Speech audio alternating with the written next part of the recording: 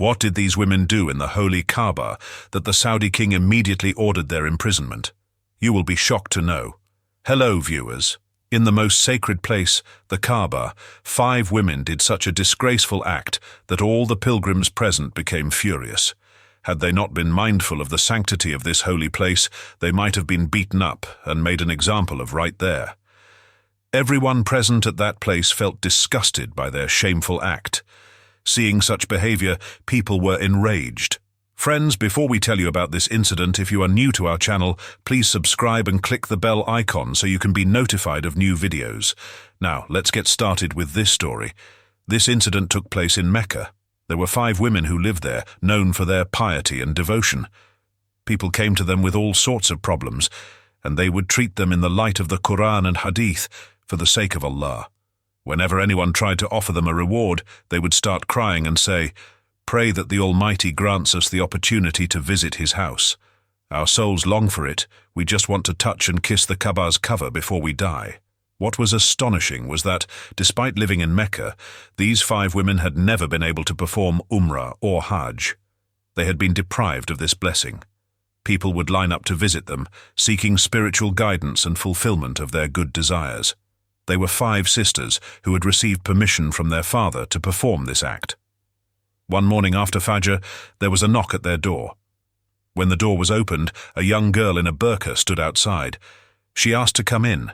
Her lips were continuously moving, as if she was murmuring a name. After some time, when she didn't say anything, one of the women asked her what brought her there. The girl removed her veil and said, "I want you to do something for my husband. He is interested in another woman while he is with me. Do something so that the other woman dies, and my husband doesn't suspect anything." Upon hearing these words, the 5 women fell silent. Then one of them said, "You must be here at exactly 10 p.m. tonight. Your problem will be solved." The girl left, her face showing signs of satisfaction. That night, at 10 p.m., the girl sneaked her way to their house. Her heart trembled when she saw the specific room where the women practiced their rituals. The walls were black, with strange shapes and symbols drawn on them, making her soul shudder. The 5 women were sitting there in black clothes, their hair let loose.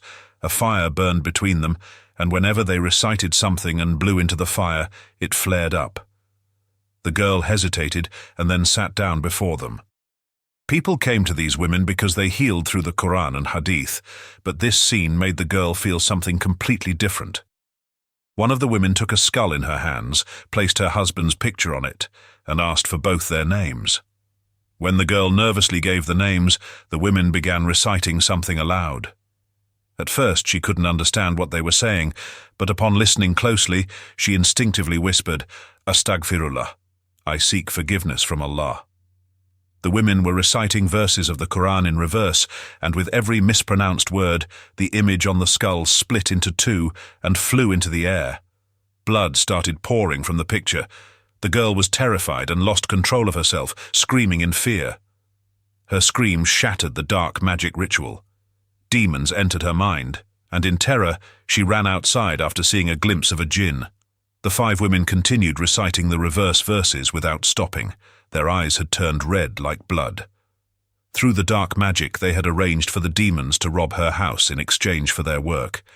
It is said that after that night, the girl was never seen again. She had gone insane. Meanwhile, her husband died in a car accident that same night. This happened because she had disturbed the ritual, provoking the demons. These women were unaffected because they wore the cloak of hypocrisy and performed acts that appeared righteous in the eyes of the world. In reality, they were disrespecting the Quran and pleasing the demons to fulfill their desires.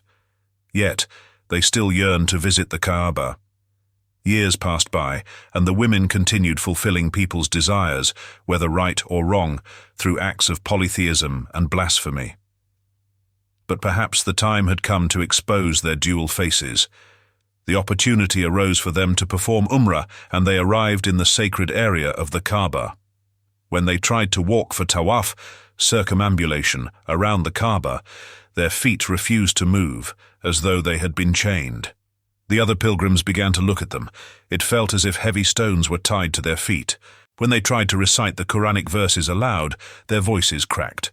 The verses were being mispronounced, just like during their dark rituals. They tried their best, but their tongues betrayed them. They stood there near the Kaaba, committing blasphemy in front of everyone. The pilgrims became enraged. Everyone started saying, "Astaghfirullah." If they had not been mindful of the sanctity of the Kaaba, they would have been punished on the spot as a lesson for all. The security personnel immediately moved in and expelled the women from the haram. Police were called, and the women were imprisoned. The next morning, as a police officer passed near the jail, he fainted upon seeing the scene. The staff had gathered outside the prison, and the bodies of the 5 women were completely burned. There was a skull placed on their charred bodies. Everyone was puzzled about how the fire had started. The news of this spread throughout Arabia. Seeing the outcome of black magic and blasphemy, many people repented and begged for forgiveness from Allah. May Allah protect us from the evil of such people. Ameen. O Allah, I ask you for your mercy, your blessings, and your endless bounty.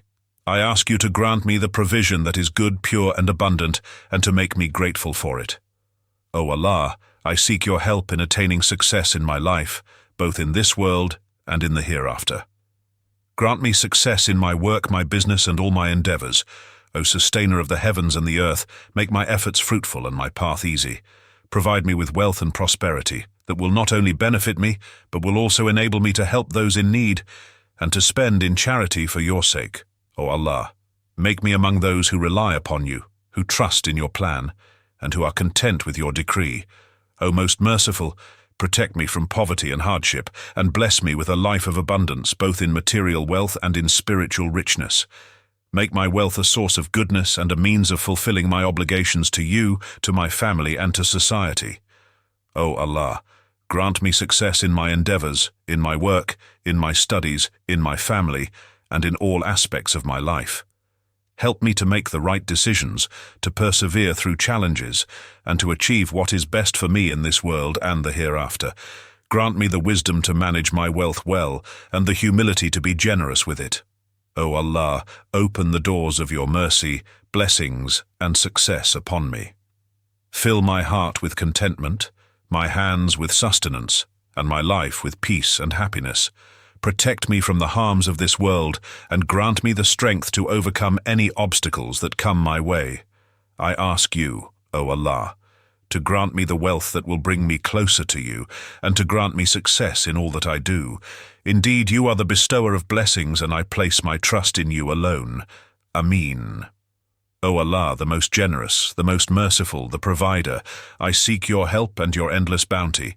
O Sustainer of the heavens and the earth, bless me with your provisions. Grant me wealth that is good, pure, and abundant. Open for me the doors of your mercy, and provide me with the means to live a prosperous life in this world and the hereafter.